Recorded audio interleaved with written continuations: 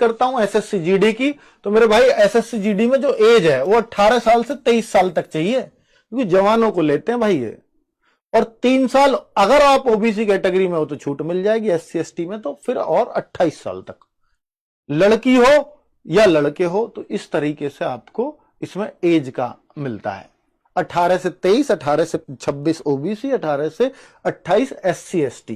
Qualification 10th, एक exam होता है, फिर फिजिकल होता है, फिर डिटेल्ड मेडिकल एग्जामिनेशन, यानी ये मेडिकल होता है, डॉक्यूमेंट्स भी चेक होते हैं और मेडिकल। सैलरी कितनी मिलती है इसमें?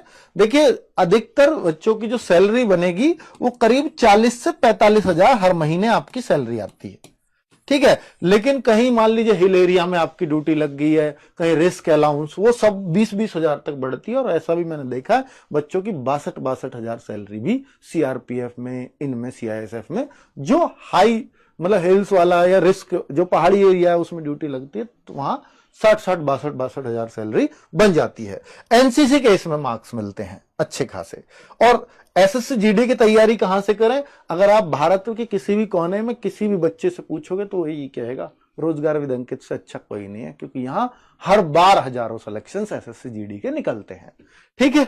चलो नेक्स्ट मैं बात करता हूं एसएससी जीडी में एग्जाम में क्या आता है। तो एसएससी जीडी में भाई रीजनिंग के 20 क्वेश्चन है, आप जीएस के 20 क्वेश्चन है, आप मैथ के देखेंगे तो भी 20 क्वेश्चन है, और हिंदी या इंग्लिश इनमें से कोई सा एक सब्जेक्ट करना होता है, या तो हिंदी या इंग्लिश, 20 क्वेश्चन।